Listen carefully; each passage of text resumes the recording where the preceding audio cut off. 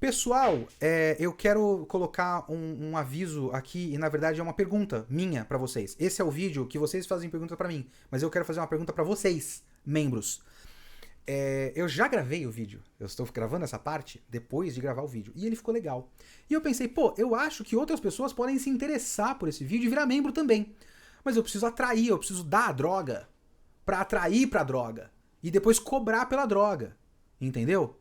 Então, vocês deixam eu liberar este vídeo de perguntas e respostas para todo mundo, só para atrair as pessoas pro mundo da droga, e depois eu fecho?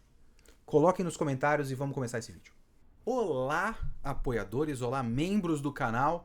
Este é o vídeo que eu tinha prometido para vocês, onde eu ia responder as suas perguntas. Eu fiz o post, vocês fizeram algumas perguntas muito interessantes. Eu também tenho uma que ficou no último vídeo apenas para membros também, que não foi um comentário, foi também uma pergunta. Então eu vou contar com essa, então eu tenho aqui umas 6 perguntas que dão muita coisa para falar. Eu quero que vocês mandem mais, tipo, neste vídeo aqui, qualquer outra coisa que vocês quiserem perguntar pra mim, pode perguntar diretamente nos comentários desse que eu respondo no próximo vídeo, porque eu acho legal essa troca e essa coisa mais direta. E também é mais fácil pra eu ter assunto, né? Vamos lá. O Celso Yonamini perguntou: você já disse que não é um habitual leitor de comics, mas há algum elemento que você já viu e seria interessante de ser usado nos mangás? Outra questão, você disse que trabalhou como editor. Já pensou em criar seu próprio mangá ou HQ? E mesmo por brincadeira, que tipo de história seria parecida e de qual gênero? A primeira pergunta eu acho que é mais difícil, sabia?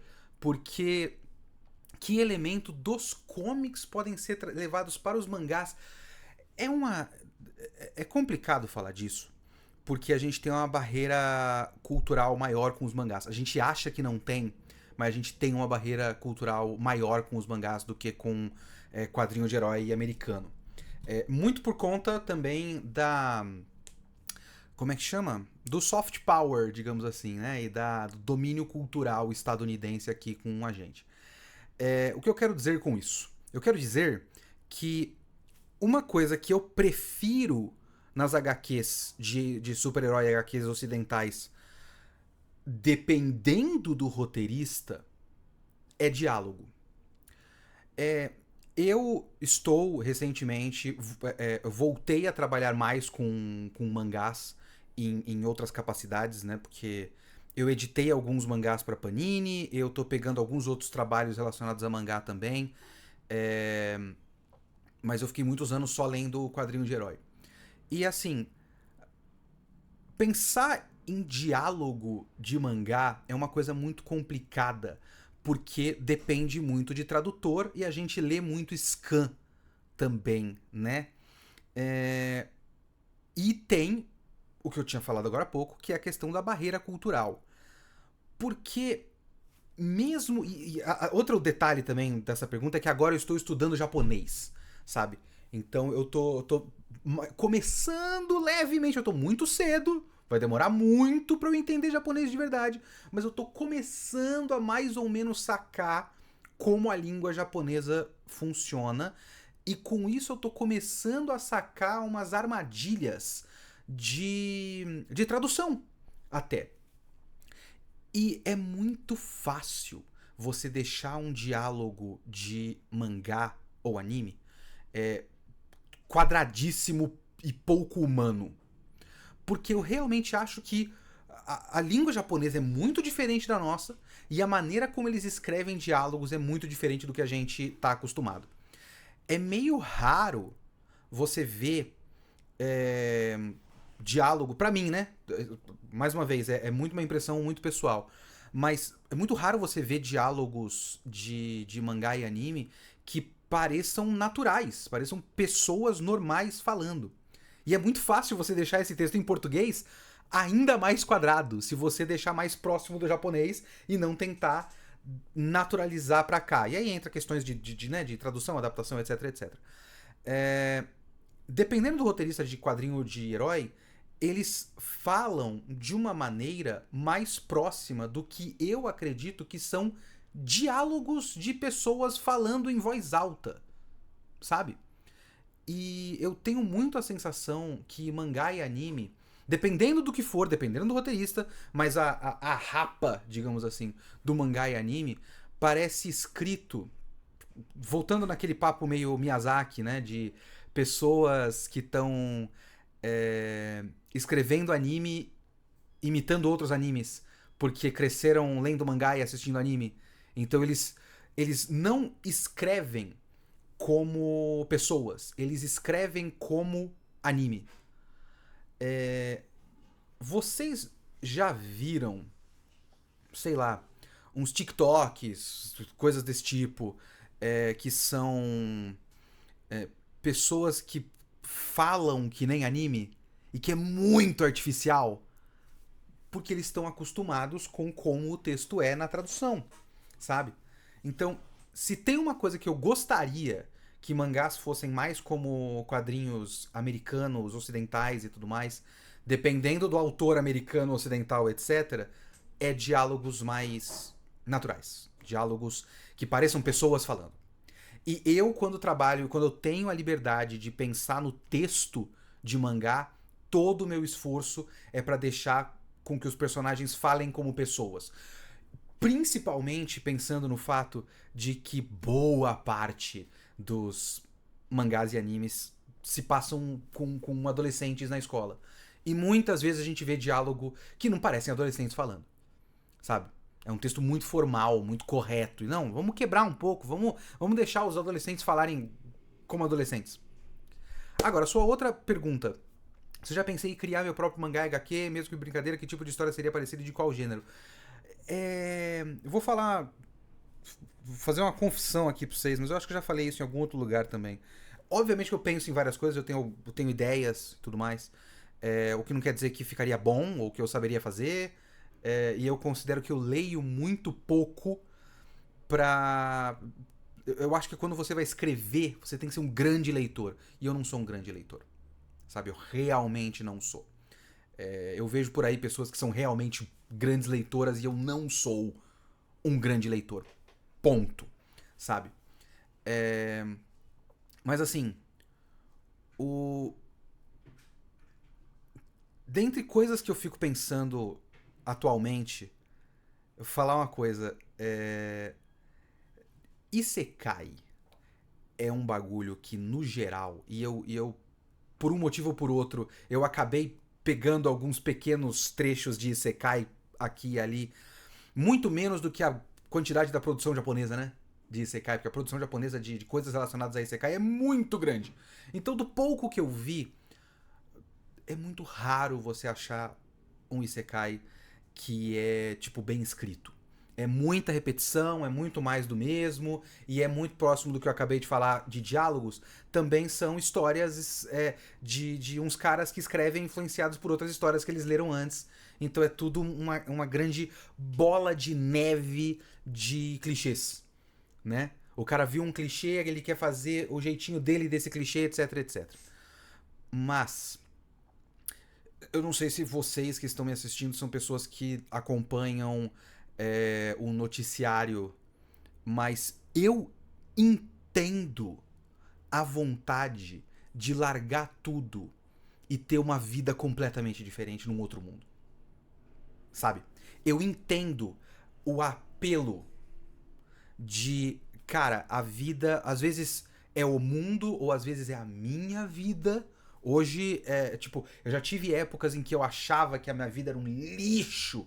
Agora eu não acho que minha vida é um lixo. A minha vida tem muitas dificuldades, mas eu sou muito mais realizado pessoalmente com família, com esposa, com filho e tudo mais, do que eu era antes, do que eu acreditava. Isso é muito terapia e remédio pra cabeça, é muito bom também. Mas eu entendo o sentimento de achar que a própria vida é um lixo, mas hoje eu tenho muito mais o sentimento de, caralho, o mundo é um horror e parece não ter solução. Eu queria ir pra outro. E esse sentimento de pensar em, tipo, o mundo é uma bosta e eu gostaria de ir pra outro mundo, me faz ficar pensando no Isekai. em como fazer o Isekai ser interessante. Ontem de noite, eu tava antes de dormir com o celular do lado, que é uma coisa que você não deveria fazer, você deveria desligar o seu celular e ir dormir, mas eu não faço isso. Antes de dormir, eu tava pensando em coisas, me deu uma ideia, eu peguei o celular e anotei, tipo, conceitos e ideias básicas de uma coisa, de uma história que eu poderia talvez escrever um dia. Tá anotado no meu bloco de notas do celular, que é um Isekai. Que é tipo, o meu Isekai. É que eu não gosto do Isekai quando ele é apenas um power fantasy, sabe? Uma fantasia que é... Porque eu entendo o sentimento da base, de onde ele parte, de tipo, a minha vida é horrível e eu queria uma outra vida num outro mundo onde eu recomeçasse do zero e largasse aquele bagulho pra trás e tudo mais. Por isso, por exemplo, pensem em quantos isekais recentes são sobre tentar voltar pro mundo, que nunca é, né? É muito raro você ter um Hey Earth. Hey Earth é de muito antes. E o Hey Earth era uma história sobre as meninas tentando voltar pra casa. Esse não, a onda atual não é. Por quê? Porque o sentimento é de eu não quero voltar. Eu quero um outro mundo muito mais legal. E aí parte-se pra um tipo de história que é um Power Fantasy, que é nesse outro mundo eu sou fodão, eu faço coisas da hora, tem várias mulheres e não sei o quê, porque é muito de homem, né, isso aí. Então é muita história de tipo, pô, nesse outro mundo eu vou ter um harém, eu acho isso bobo. Então se eu pudesse fazer um bagulho próprio, esse meu bagulho próprio não seria assim. Ele seria menos Power Fantasy. Seria tipo, estar no outro mundo seria mais um problema.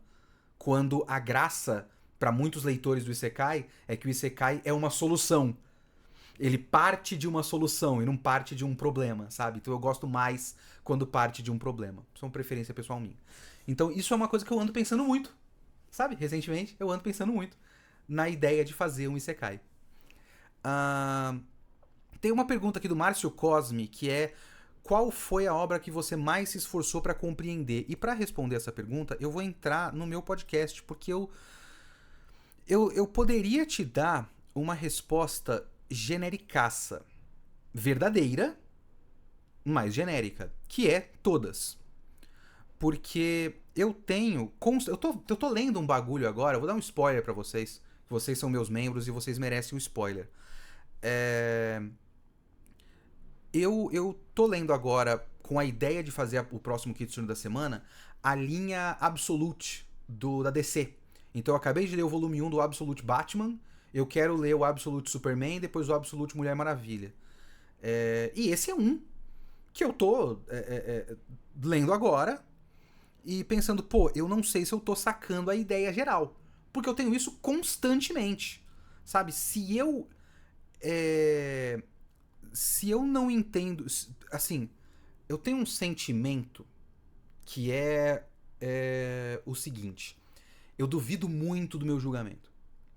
No geral, duvido muito do meu julgamento.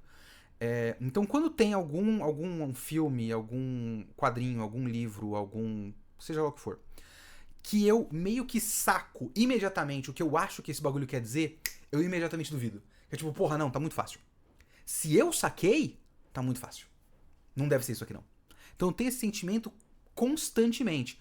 Eu tô vendo aqui, por exemplo, Nosferatu. Faz um ano que eu fiz esse podcast. Nosferatu. O Nosferatu do Robert Eggers, né? É um que eu fui pegando alguns temas, algumas coisas de tensões sexuais e de repressão e tudo mais. Peguei, tá, eu acho que é isso. Mas se eu peguei isso, quer dizer que tem mais. E aí eu começo numa paranoia. É um bagulho muito constante da minha parte. Eu me pego numa paranoia de tipo, não, deve ter mais.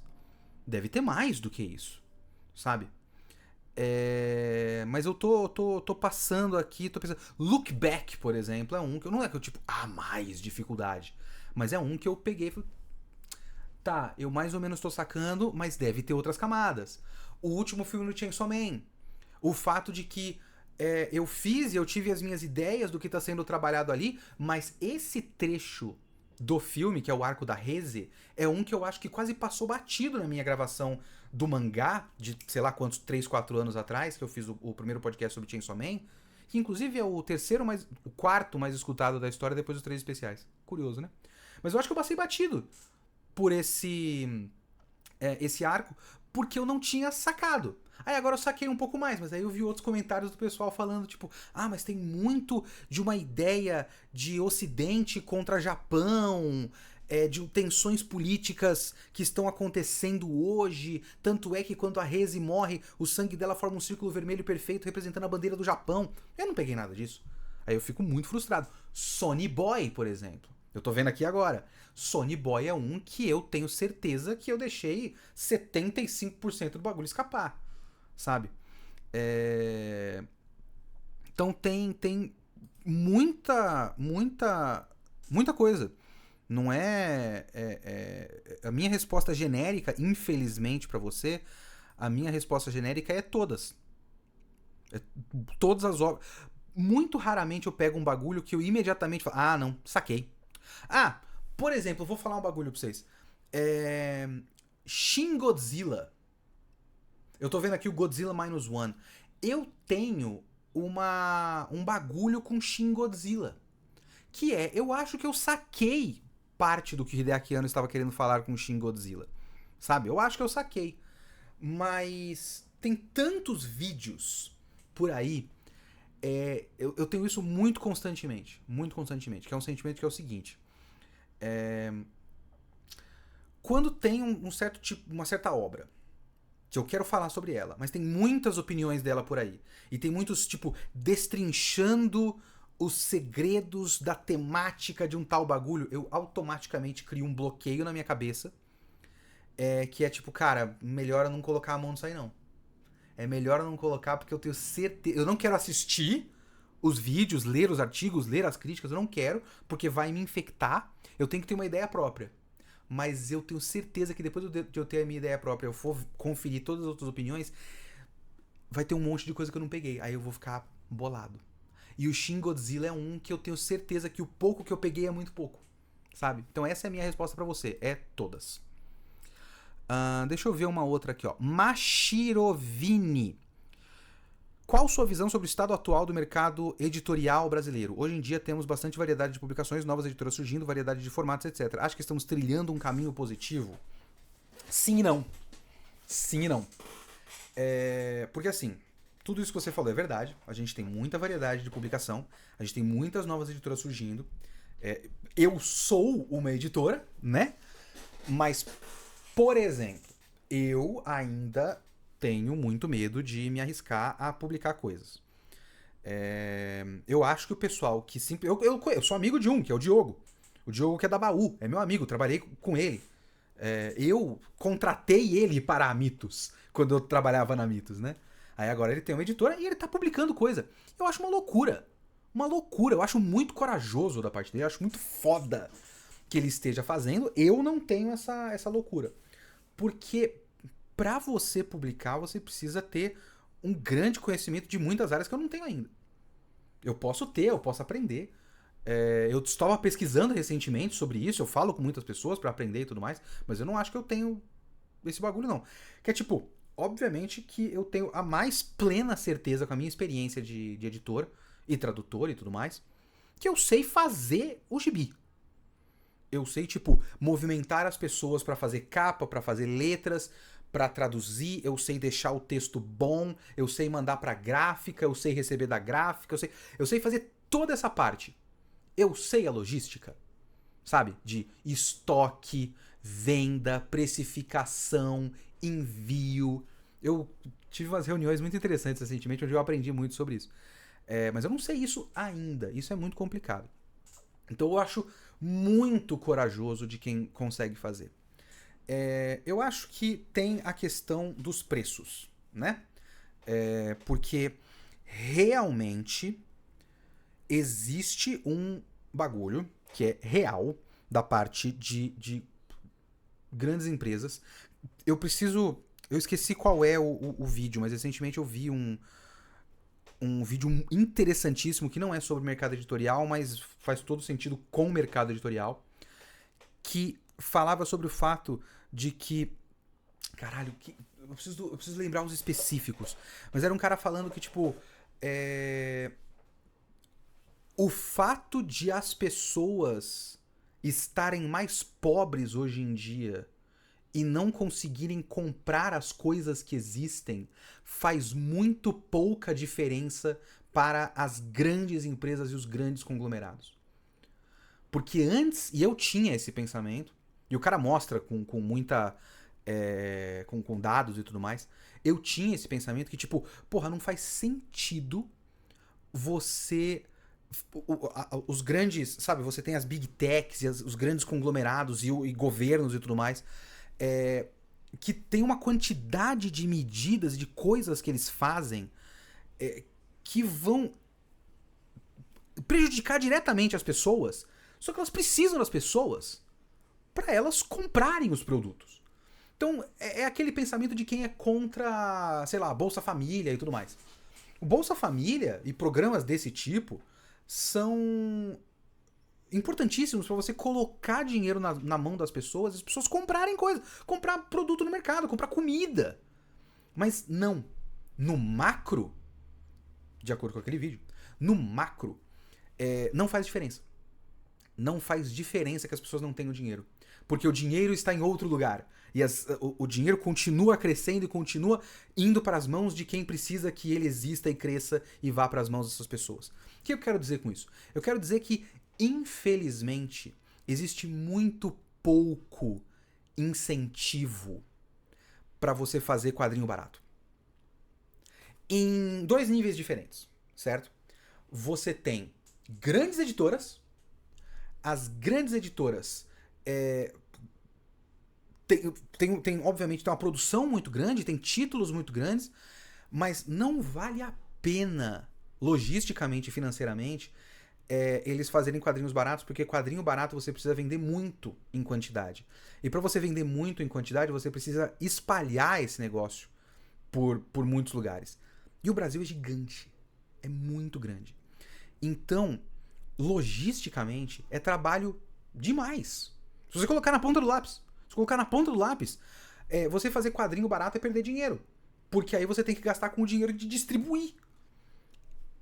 Vale muito a pena para grandes editoras fazer menores tiragens e quadrinhos mais caros, e aí você deixa ele chique da maneira que for. Você coloca brinde, capa dura, verniz brilhante, não sei o quê, para deixar o produto premium, e aí você vende para menos pessoas por mais dinheiro cada, e você ganha mais dinheiro.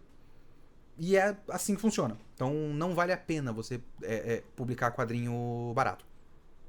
Já para pequenos produtores, por exemplo, se eu fosse começar a publicar agora, vou licenciar mangá, vou lá no Japão, vou realizar o meu sonho de publicar os bagulho do cara do Lúcifer e Martelo, sabe? Eu vou pegar o Spirit Circle, 6 volumes, sonho na minha vida, 6 volumes, começar por esse. 6 volumes, Spirit Circle, foda. Eu não vou conseguir publicar esse negócio a R$20, sabe? Não dá, simplesmente não dá. Porque eu não conseguiria fazer uma tiragem menor, grande pra justificar. Eu tenho que fazer uma tiragem menor porque eu não teria dinheiro suficiente pra começar pra fazer uma tiragem grande. Eu não teria como distribuir. Eu não sou grande o suficiente pra distribuir. Eu tenho que fazer mais barato. E quadrinistas também. Porque a produção do quadrinista não tem... Quadrinista brasileiro que faz um quadrinho pro Brasil. Quando você vai... É foda pro leitor também. Pensa do ponto de vista do leitor.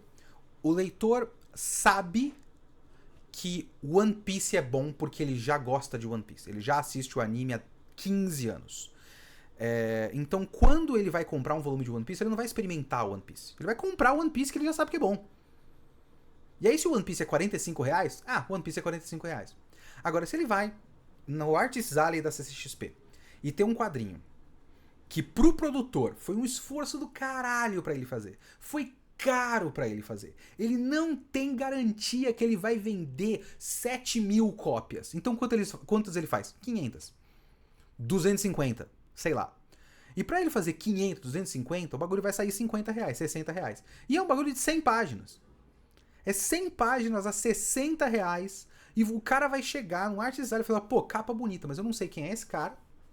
Eu não sei se esse gibi é bom. Eu vou gastar R$60 por um bagulho de 100 páginas que eu não sei se é bom. Eu vou perder R$60 arriscando e eu vou ler e não vou gostar? Eu não vou comprar.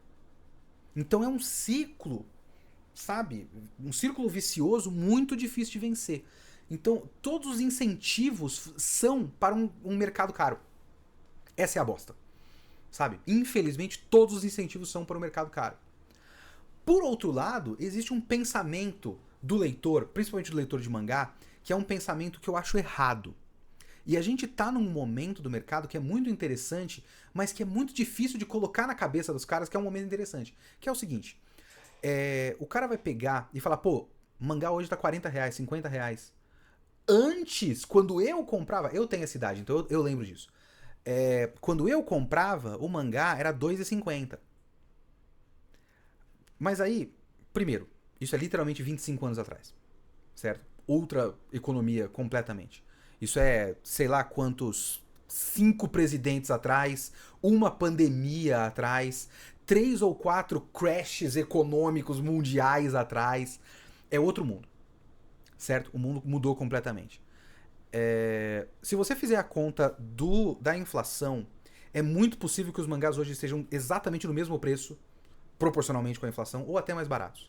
Mesmo que você pegue um mangá de R$40 e um outro de R$2,50, é muito possível que os mangás hoje estejam mais baratos. E tem um monte! Um monte! Por quê? Porque antigamente, quando começou o mercado, tinha poucos títulos. E aí você tinha títulos a R$2,50, R$3,90. Então quando tem 4 mangás na banca, e os 4 mangás são todos R$4, você pega R$16. E por mais que R$16 na época fosse... Porque na época, o salário mínimo era R$100. Hoje o salário mínimo é R$1.500 para R$1.600. R$16 para R$1.600 é muito pouco. R$16 para 100 é muito, percentualmente falando. Então era uma parcela do dinheiro das pessoas muito grande, mas é um número muito pequeno. Porque 16 para 4 mangás parece, nominalmente, muito pouco. Então quando você pegava, tipo, eu vou comprar todos os mangás que tem na banca e vou gastar R$16. Caralho, foda, foda. Aí a pessoa chega, eu já vi essa coisa, tipo, pessoas falando num tom que parece que, tipo, porra, com todos os mangás a R$40, não tem como eu comprar todos da banca. Lógico que não, meu caralho de asa. A Panini publica, só a Panini publica, sei lá, 50 títulos por mês. Não é feito para você comprar 50 títulos por mês. Por que você seria o psicopata de comprar 50 títulos por mês? Que é isso que é uma coisa engraçada. De fora pra dentro, pessoas que não são do meio anime e mangá parece que consideram anime e mangá como um gênero, certo? Como se mangá fosse um círculo que todos os mangás fazem parte. Mas você tem que ter gostos. Se você tiver gostos, os seus gostos são específicos. O seu gosto não é mangá. O que você gosta? Eu gosto de mangá. Eu gosto de anime. E aí você vai gostar de todos os 25 novos animes da temporada? Você vai gostar desde Solo Leveling a Beyblade? Sabe? Não, você não vai gostar de Solo Leveling ao novo Beyblade. Você vai gostar de Solo Leveling ou você vai gostar de aquele anime da menina que é surda, que é um shoujo romântico, sabe? Você tem gostos. Então se tem 50 mangás publicados nas bancas, não é pra você comprar 50 mangás. A graça de você ter o mercado do jeito que tá hoje, que tem um monte de coisa, é você ter opção. E é legal isso. Então, tipo, pô, eu tenho só um orçamento de R$100 pra comprar mangá e R$100 só dá pra 2 mangás. Legal. Com certeza tem 2 pra você. Com certeza. Sabe?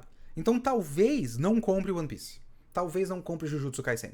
Talvez compre outra coisa. Essa é a graça do momento do mercado editorial. Essa é a minha impressão do mercado editorial hoje. Nós estamos num momento muito legal. Tem muita gente tentando. E com isso tem mais diversidade. Infelizmente, todos os vários caras que estão tentando são nanicos perto de grandes empresas. E nem para as grandes empresas vale a pena você fazer um bagulho barato. Então imagina para os menores. Então tudo vai ser caro. Infelizmente essa é a realidade.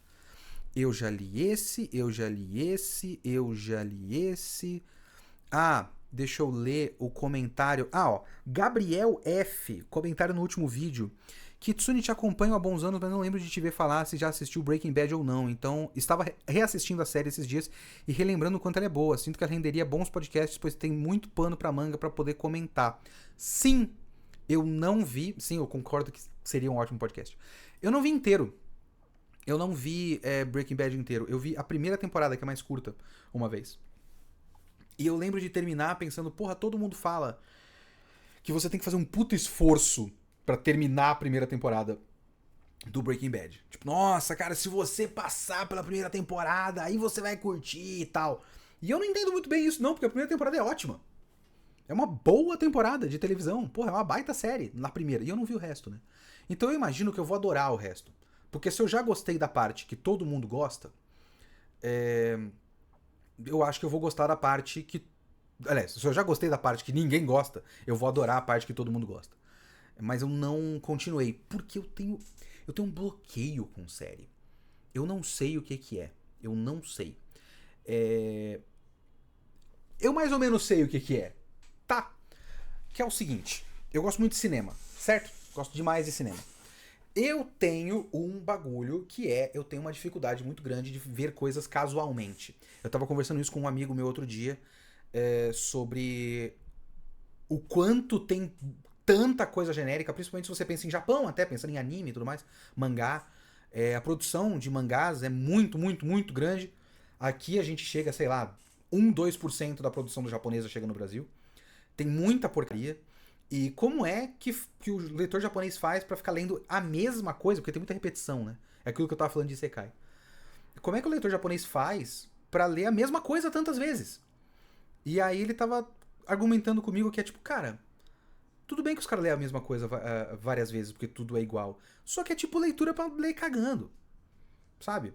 É um bagulho que você, sei lá, tem um aplicativo lá que tem um capítulo do mangá que você paga uma assinatura super barata e vem o capítulo no seu celular. Aí você vai pro banheiro, a leitura daquele capítulo ou daquele capítulo de web novel, sei lá, dura 2, 3 minutos. Então você vai pro banheiro, você vai cagar e você lê por 2, 3 minutos e fala, legal. Aí você esquece e segue. E eu tenho um bloqueio muito grande de fazer isso. Eu tenho um bloqueio enorme. De tipo, não, eu vou só deixar rolando. Quando eu vou só deixar rolando, eu pego, tipo, sei lá, TikTok. Porque eu não levo a sério. Sabe? Não é uma coisa séria pra mim. Eu não tenho que assistir um TikTok e criar uma puta opinião sobre aquele TikTok. E tudo que eu vejo de obra audiovisual, de literatura, de quadrinhos e tudo mais, eu acredito que eu tenho que... Eu coloquei na minha cabeça essa prisão que eu criei pra mim mesmo. Eu tenho que... Como é que eu posso dizer? Eu tenho que criar uma opinião complexa o suficiente que renderia 40 minutos de podcast. E pra isso eu preciso prestar 100% de atenção. E se eu vou prestar 100% de atenção, eu acabo indo mais pra experiências que são mais únicas. Ou seja, um filme. Que eu vou prestar 100% de atenção por 2h30 e aquilo vai acabar. E eu vou ter um fim pra aquilo. Quando eu vejo uma série que ela é muito interessante, ela tem 3 temporadas, 4 temporadas, 5 temporadas, eu automaticamente crio pra mim mesmo a ideia de que, caralho, não dá. É muito trabalho. Então eu tenho um bloqueio muito grande de ver coisas casualmente. Pra mim, eu me coloquei nessa prisão, idiota, é uma bobagem, né? Porque eu já tive várias vezes. Por exemplo, eu tenho um podcast de White Lotus. Tem um podcast de White Lotus, certo? E aí nesse podcast de White Lotus, eu fui assistindo White Lotus com a minha esposa, a mulher da minha vida, a mulher que eu amo. Te amo, Ana! Amor! Casualmente. A gente fala, eu acho que a gente pode gostar disso aí. Aí eu fui assistindo e não fui anotando nada. Porque eu sinto que, tipo, se eu vou fazer um bagulho, eu tenho que sistematizar na minha cabeça o que eu estou assistindo. E aí eu terminei a temporada e falei, puta, daria um bom episódio de podcast. Mas eu não anotei nada. Puta que pariu! Ah! Aí eu fico puto comigo mesmo. Aí eu fiz o episódio, porque, puta, naquela semana não tinha nada que eu tinha, tipo, conseguido ver. Eu falei, não, eu vou de cabeça. E eu acho que não ficou bom o suficiente, sabe? Então eu tenho um bloqueio muito grande com série. E eu gostaria de fazer mais podcasts de série, porque eu tenho certeza que vocês iam curtir episódio de Breaking Bad, iam curtir episódio de The Boys, iam curtir episódio de Stranger Things, mesmo que fosse pra falar mal, talvez vocês adorariam, porque vocês adoram podcast de falar mal, né? Vocês adorariam episódio de podcast falando mal. Então, eu gostaria muito de fazer mais séries, mas eu tenho um bloqueio muito grande, infelizmente. Mas eu adoraria. Eu tenho o sonho de fazer o meu podcast de Lost. É um sonho da minha vida, sabe? Eu acho que eu conseguiria assistir Lost, porque eu já assisti Lost. Lost é muito mais confortável. Outros, eu ia começar o bagulho, eu ia começar um compromisso e eu ia entrar numa prisão na minha cabeça que é, puta que pariu, eu não tô entendendo direito. Eu não tô tendo boas ideias, mas eu já me comprometi. Então eu tenho que ir até o fim e eu tenho certeza que o podcast não vai ficar bom. Eu vou entrar numa paranoia, eu tenho certeza que isso vai acontecer com várias séries. Por exemplo, o próprio Breaking Bad. Últimas duas perguntas. Márcio Cosme. Olá, Kitsune. Haruhi Suzumiya ainda é o pior anime que você já viu? Se não, qual é? Nem de longe. Cara, vamos lá. Haruhi Suzumiya. A gente fez aquele vídeo de Haruhi Suzumiya em 2011. O que já vão 14 anos. Eu sou um outro ser humano completamente. Eu tenho a sensação que naqueles tempos eu achava muito mais da hora ser do contra. Eu realmente não sou, hoje em dia, um cara que acha legal ser do contra. Recentemente teve um comentário no vídeo, eu não sei qual foi, mas eu acho que foi de uma Hero Academia, falando que o Kitsune de hoje em dia, ele é muito senso comum. Sabe? Hoje em dia ele só repete as opiniões do senso comum. O que pra mim é muito curioso, porque eu também tenho a fama ao mesmo tempo de ser só um cara que tenta ser cult e reclamão do contra de propósito. Então, isso aí também vai muito. São comentários que às vezes partem de um pressuposto de tipo. Eu tenho uma opinião diferente. Tipo, a pessoa que tá vendo tem uma opinião diferente do senso comum. Aí eu tenho uma opinião próxima da opinião geral. Que então o Kitsune tá errado, né? Então o Kitsune é idiota. Aí outras pessoas não concordam com o que eu tô falando. O Kitsune querendo ser diferentão. Então vai muito de quem está assistindo, que faz esse tipo de comentário também de acordo com a própria opinião, que não é confirmada pela minha, né? Mas o que eu quero dizer com tudo isso é que eu já tive uma época, eu acho, que eu achava legal. Porque eu achava que isso provava que eu tenho personalidade. Que eu tenho uma opinião própria, sabe? E aí você também entra no fato de que, às vezes não, assim, com certeza, lá no começo da minha produção de conteúdo para a internet, eu tinha um repertório menor do que eu tenho hoje. Eu acho que o meu repertório é ridículo, de baixo, no geral. Eu conheço muito pouco, eu leio muito pouco, eu assisti poucos animes, eu li poucos mangás. Tem muito mangá por aí, e eu li muito pouco, sabe? Mas era muito pior. 14, 15 anos atrás. Muito pior.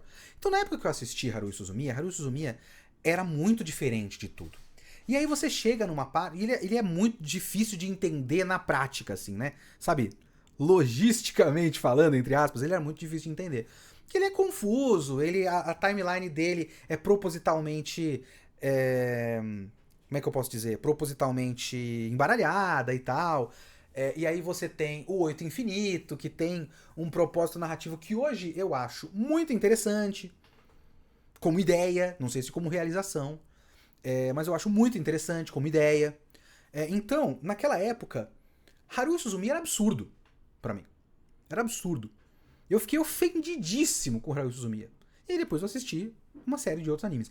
Eu não tenho como colocar Haruhi Suzumiya numa lista de piores depois de toda a fase do Isekai da produção de animes, mangás e web novels e light novels japonesas. Não tem como.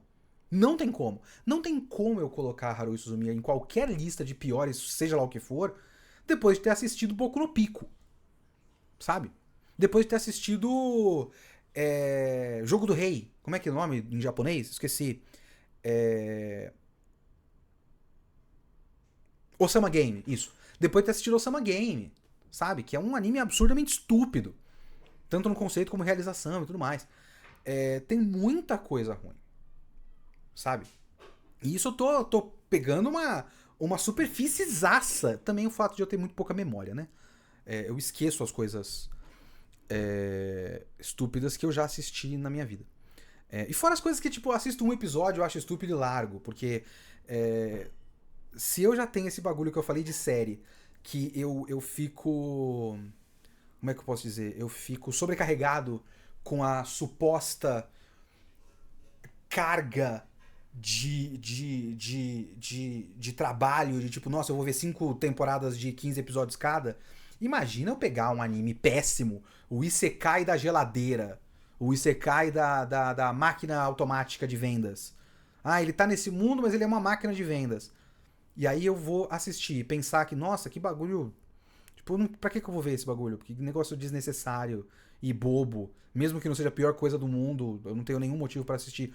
E eu vou lá e completo os 12 episódios? Não tem motivo pra isso. Então eu largo muita coisa ruim no começo, sabe? Eu tenho muita vontade, eu tenho um projeto pessoal, isso vai acontecer alguma hora, de fazer um Kitsune da semana de Haruhi Suzumiya. Eu quero rever. Eu quero ter uma ideia nova. Depois de 14, 15 anos que eu fiz aquele podcast. Eu quero ter uma ideia nova sobre isso. E eu acho que hoje eu sou muito mais propenso a gostar de Haruhi Suzumiya do que eu era na época. Com certeza. E agora, pra terminar, eu tenho uma pergunta que eu tava esperando essas perguntas de vocês. Eu tava esperando as perguntas. O que você acha de Haruhi Suzumiya? Qual é a obra que você mais se esforçou pra compreender e tudo mais? O que eu não estava esperando era essa daqui. Li no Show 98. Qualquer pergunta, né? Ele começou assim. Qualquer pergunta, né? O Rodrigo hoje escreveu uma linha muito braba. Mais ou menos assim. Deus existe, mas ele é o mundo todo rindo em sincronia. Achei muito budista Evangelion. Aí lembrei de você. Dito isso, você acredita em Deus? Essa é a pergunta dele. Se eu acredito em Deus.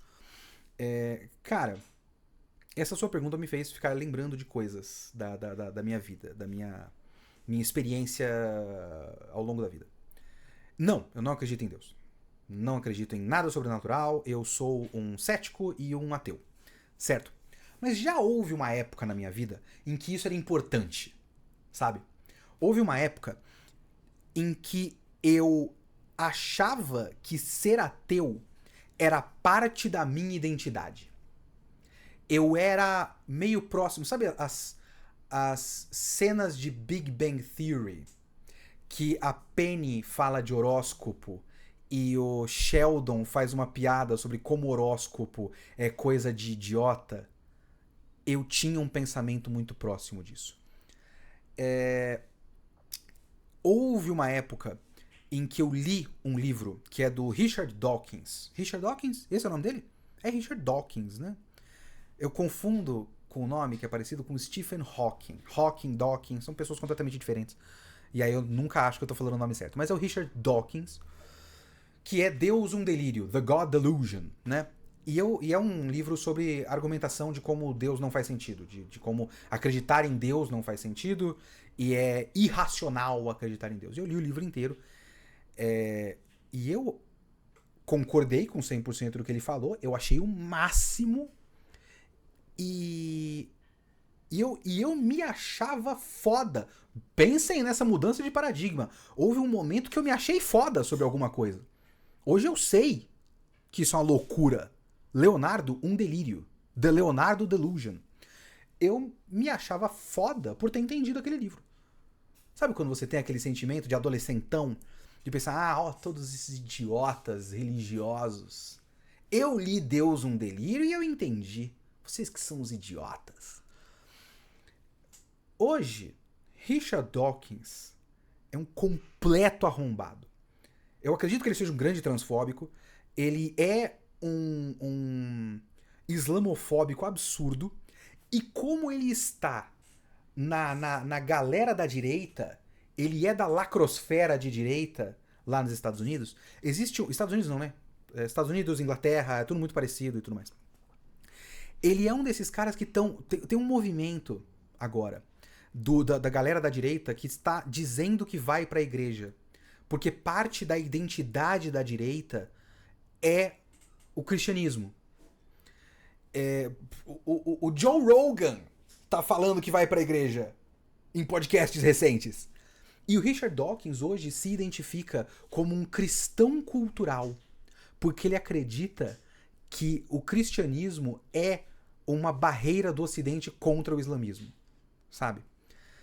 E boa parte da direita, do ateísmo como movimento, é lógico que tem um monte de gente que não é assim. Eu sou um ateu, por exemplo, eu acho isso absurdo, mas boa parte do ateísmo como movimento, principalmente de, sei lá, de criadores de conteúdo de internet e tudo mais, é uma galera que se coloca pra direita. Porque é uma galera que passou de vídeos desbancando argumentos religiosos pra vídeos desbancando argumentos feministas. Porque como categoria de criação de conteúdo é muito parecido. Porque é vídeos de react de um cara falando que a pessoa que ele tá reagindo é um idiota. Isso é um estilo de vídeo, sabe? Que muitas vezes vocês querem que eu faça. Quando eu fazia live, várias das coisas que as pessoas queriam que eu reagisse eram outros caras de anime falando de anime na internet que eles discordavam porque eles queriam que eu falasse mal. Tem alguns vídeos desse estilo neste canal que vocês podem procurar. E eu não sei se eu gosto desses vídeos. Porque eu passei por uma fase de tipo, pô, vamos fazer a Twitch acontecer aqui. E isso é o que as pessoas queriam que eu fizesse. E eu fiz. E não que eu discorde das coisas que eu falo, mas eu não sei se eu quero fazer esse tipo de vídeo. E eu parei. O que eu quero dizer com tudo isso? Eu não sei se teve um momento específico da minha vida, ou se foi só um processo natural, em que eu fui parando de achar que ser ateu era eu. Que parte do que eu sou é eu sou ateu. E isso faz parte da minha identidade, das coisas que eu falo. Hoje, obviamente que uma coisa que eu odeio é o uso da religiosidade como arma política, né? Bancada evangélica e os cacete a quatro que a gente tem.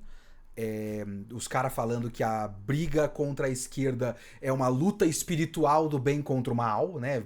Gisele Bolsonaro. Michele Bolsonaro com microfone falando que é uma luta do bem contra o mal em cima de um trio elétrico na Paulista. Eu acho isso absurdo.